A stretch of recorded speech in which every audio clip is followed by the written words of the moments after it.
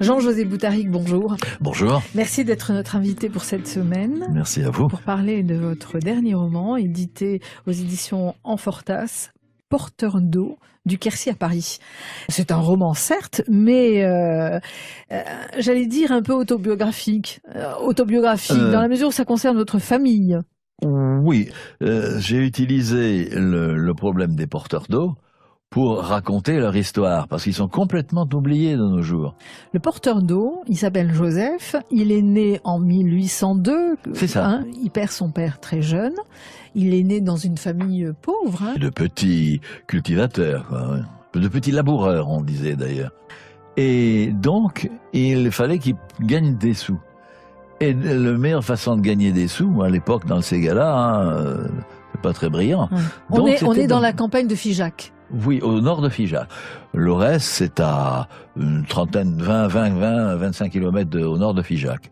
À la frontière, si je puis dire, de l'Auvergne, du Cantal. Ouais.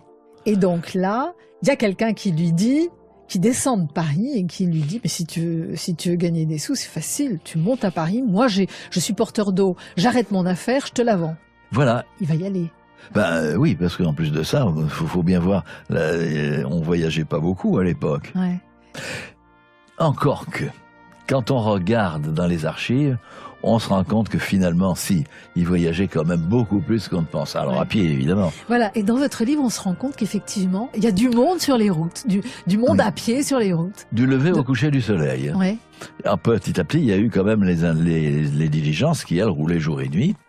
Mais la plupart des gens faisaient étape la nuit venue. Et oui, évidemment, en plus, bon, la peur des brigands, peut-être aussi, dans le Ségala, la peur des loups. Oh, dans le Ségala, non, mais sur la route, ce qui est devenu la Nationale 20, oui, il s'agissait pas trop de coucher à la belle étoile. Et elle était déjà la Nationale 20 à cette époque-là, non? Et elle était déjà. En tout cas, on y croisait des loups dans le Ségala.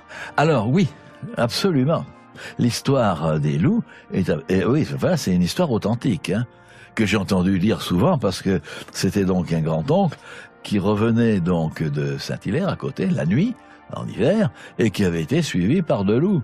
Ils s'arrêtaient, les loups s'arrêtaient, se mettaient sur l'arrière-train. À quelques mètres derrière lui. Quelques mètres, oui. Il avait eu, une trouille épouvantable. Quand il est rentré chez lui, il a dit, avec les loups, j'ai failli me faire bouffer.